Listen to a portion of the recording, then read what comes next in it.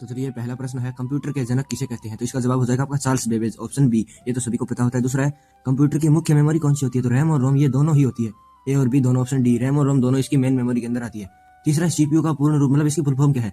तो central processing unit. हम जानते हैं, लेकिन यहाँ पर आप कंफ्यूज हो सकते हैं। कंट्रोल प्रोसेसिंग हो गया, सेंट्रल प्रोग्रामिंग यूनिट हो गया, कंप्यूटर प्रोसेसिंग यूनिट हो गया, इनमें कंफ्यूज नहीं होना है। सेंट्रल प्रोसेसिंग यूनिट, ये इसका राइट आंसर हो जाएगा। अगला प्रश्न देखिए आप, कंप्यूटर साक्षरता दिवस कब मनाया जाता है? तो 2 दिसंबर को मनाया जाता है। कब? 2 दिसंबर, याद रखना। दूसरा, भारत में निर्मित प्रथम कंप्यूटर कौन सा है? तो सिद्धार्थ। भारत में पहला निर्मित कंप्यूटर सिद्धार्थ। ये बात भी आपको याद रखनी पड़ेगी, ठीक है।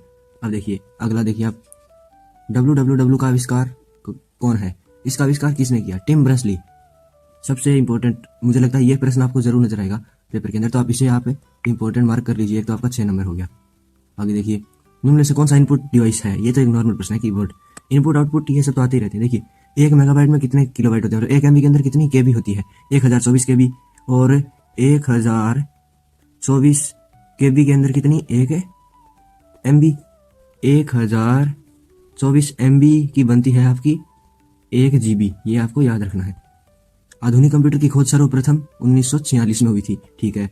कंप्यूटर के क्षेत्र में महान क्रांति कब से आई? मतलब सबसे ज्यादा इसके अंदर आप कह सकते हैं विकास, या फिर इसके अंदर नई नई खोजें कब होनी शुरू हुई थी? तो 1960, ये वाला जो दौर था इसके अंदर हुई थी। कंप्यूटर का हिंदी नाम क्या होता है? संगणक। ये तो फिर से एक और इंपॉर्टेंट प्रश्न, मुझे लगता है ये भी आ सकता है 11 नंबर। सबसे बड़ा कंप्यूटर नेटवर्क कौन सा है? सबसे बड़ा कंप्यूटर नेटवर्क इंटरनेट। हम जानते हैं इंटरनेट एक बहुत बड़े क्षेत्र के ऊपर होता है। इंटरनेट एक विशेष प्राइवेट नेटवर्क होता है, मान लो इस तरह से।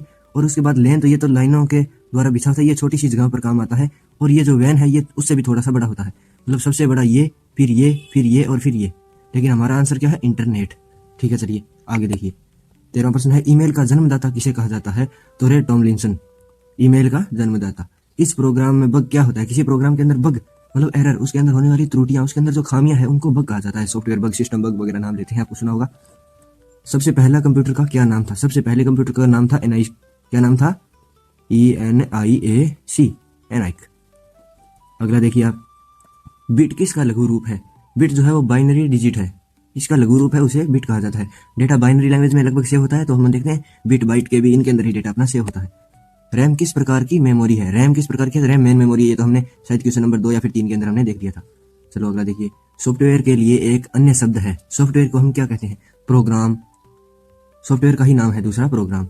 कंप्यूटर में सूचना किसे कहते हैं? सूचना क्या है कंप्यूटर के अंदर? एकत्रित डेटाओं को, जो उसके अंदर डाटा सेव्ड होता है, उसी को हम सूचना फिर इंफॉर्मेशन कहते हैं। कंप्यूटर में डेटा किसे कहा जाता है? डेटा चिन्ह और संख्यात्मक सूचनाओं को कहा जाता है। एक ही बात है, सूचनाओं को डेटा कहा जाता है, डेटा किसे कहा जाता है? चिन्ह और संख्यात्मक सूचनाओं को। सीपीयू में कंट्रोल मेमोरी और तीसरा कौन सा यूनिट होता है? तो अर्थमेटिक लॉजिक यूनिट होता है। ये भी आपको पता होना चाहिए, जिसे हम ALU कहते हैं। कंप्यूटर द्वारा प्रोड्यूस किया गया परिणाम क्या कहलाता है? तो आउटपुट। इनपुट तो जो हमारे द्वारा कंप्यूटर को दिया जाता है, और आउटपुट जो कंप्यूटर हमें वापस देता है परिणाम, उसी को कहते हैं।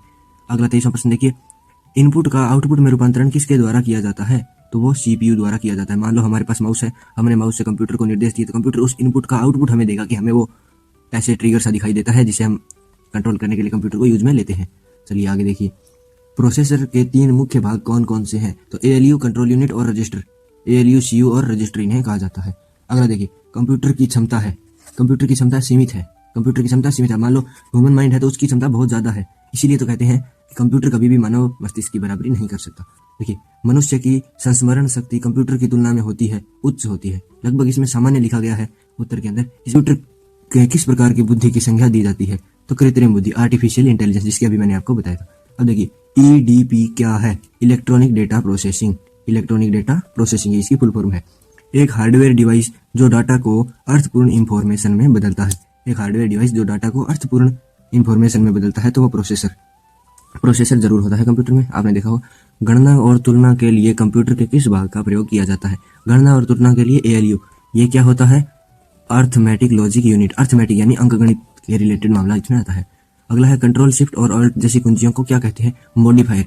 क्योंकि जब किसी भी कुंजी से पहले हम कंट्रोल शिफ्ट या फिर एल्ट दबाते हैं, तो इनसे उनके अलग अलग फंक्शंस हमारे सामने आते हैं।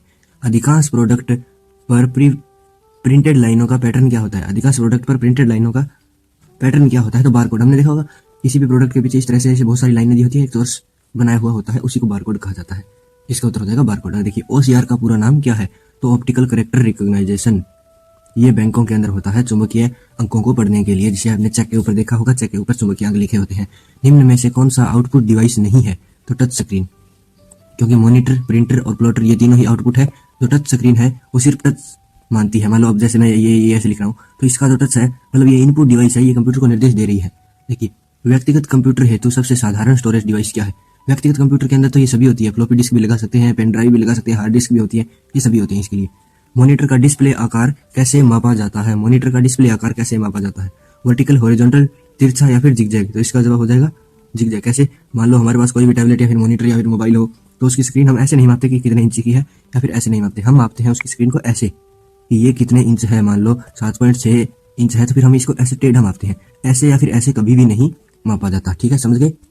चलिए 37वां प्रश्न है, कंप्यूटर में प्रिंटेड डायग्राम पाने के लिए यूज किया जाने वाला इनपुट डिवाइस क्या है? प्रिंटेड प्रोग्राम पाने के लिए तो हम स्कैनर यूज करते हैं। हमारे पास मान लो कोई कॉपी है, उसके ऊपर कुछ लिखा हुआ है, हम इसे स्कैन करेंगे तो ये डायरेक्ट कंप्यूटर के अंदर हमें शो होने लग जाएगी सॉफ्ट कॉपी के रूप। अगला देखिए, एलसीडी का पूरा नाम क्या है? एलसीडी यानी लिक्विड क्रिस्टल डिस्प्ले होती है। ये एलसीडी क्या होती है? डिस्प्ले, लिक्विड क्रिस्टल डिस्प्ले इसका पूरा नाम होता है।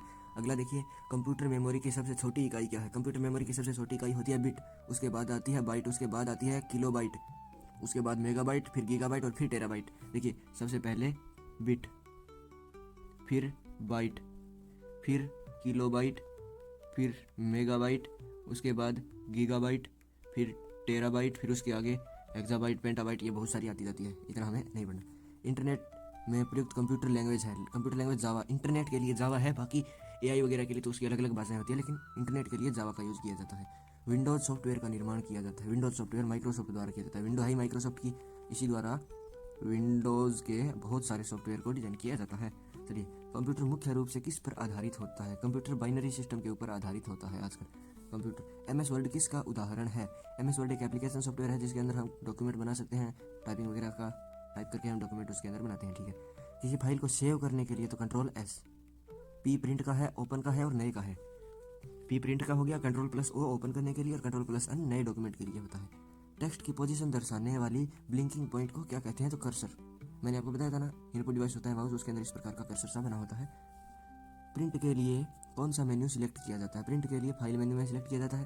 अगला देखिए, कट कॉपी और पेस्ट करने के लिए कौन सा मेन्यू सिलेक्ट किया जाता है? कट कॉपी पेस्ट के लिए एडिट मेन्यू सिलेक्ट किया जाता है। एक्सेल में किस विकल्प का प्रयोग करके चार्ट बनाए जाते हैं? चार्ट विजार्ड का उपयोग करके।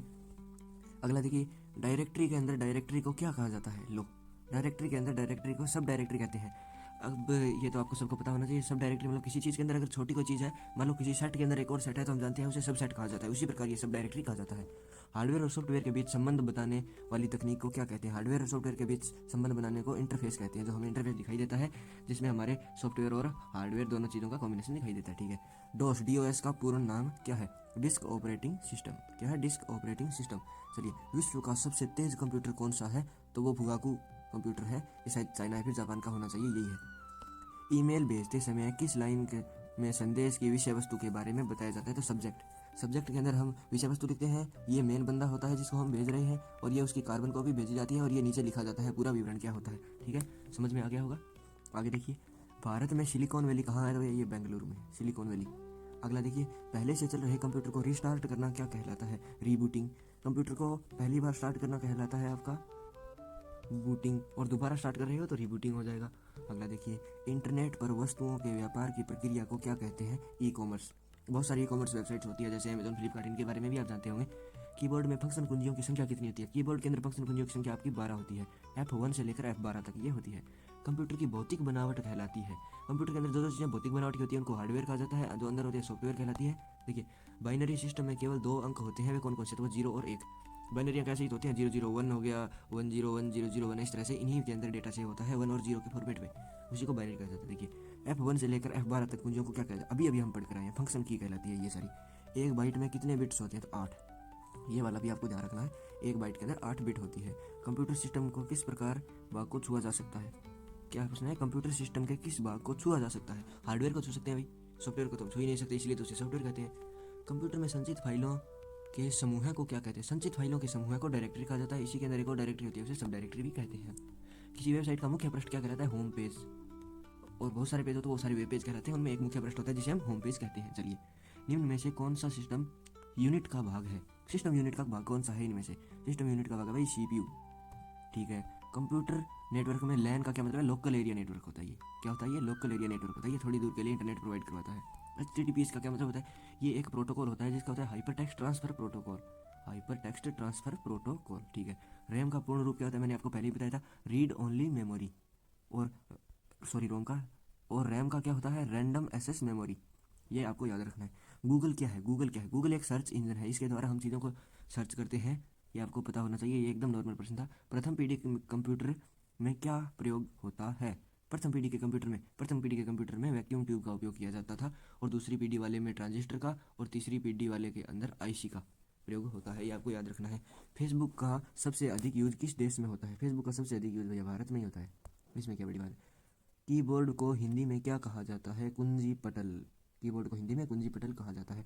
ट्विटर के सबसे अधिक यूजर किस देश में, तो अमेरिका में, अमेरिका में ट्विटर फेमस है, हमारे यहाँ पे फेसबुक ज़्यादा चलता है। चलिए, निम्न में से किसका संबंध कंप्यूटर के प्रोसेसर से किसका संबंध नहीं है अभी। ड्यूल कोर होता है i7, ये भी जनरेशन प्रोसेसर की होती है। सेलेक्ट्रॉन का इनका खुद का प्रोसेसर होता है। एंड्रॉइड ये एक सॉफ्टवेयर है, इसका प्रोसेसर से सीधा डायरेक्ट संबंध नहीं होता है। स्क्रीन पर प्रदर्शित पिक्सल की संख्या किस नाम से जानी जाती है, स्क्रीन रेजोल्यूशन। ये आपको पता होना चाहिए। जो कोई स्क्रीन होती है उसके अंदर छोटे छोटे जितने भी हिस्से होते हैं, उस हिसाब से उस स्क्रीन की गुणवत्ता या फिर उसके रेजोल्यूशन को पता लगाया जाता है। 4K है, 2K है, उस तरह से। सूचना राजपथ किसे कहा जाता है, सूचना राजपथ इंटरनेट को कहा जाता है। कंप्यूटर प्रोसेस द्वारा इन्फॉर्मेशन को में परिवर्तित किए जाते हैं। इन्फॉर्मेशन के अंदर किसको परिवर्तित किया जाता है, तो डेटा को। कंप्यूटर डेटा को इन्फॉर्मेशन में बदलता है। एटीएम में क्या होता है, लो, एटीएम के अंदर बिना स्टाफ के नकदी लेन देन होता है। हमें पता है, हमारे पास एक एटीएम कार्ड होता है, उससे हम ना हमें कोई बंदा चाहिए, हम सीधा एटीएम से पैसे निकाल लेते हैं, ठीक है। अगला देखिए, सीपीयू का वह भाग जो अन्य सभी कंप्यूटर कंपोनेंट की गतिविधियों को कोऑर्डिनेट करता है, वह भाग कौन सा है कंप्यूटर का, तो वो कंट्रोल यूनिट है, जो कंट्रोल करता है सभी चीज़ों को। क्या करता है, वो कंट्रोल करने वाला होता है। डेटा प्रोसेसिंग का क्या अर्थ है, वाणिज्यिक उपयोग के लिए जानकारी तैयार करना।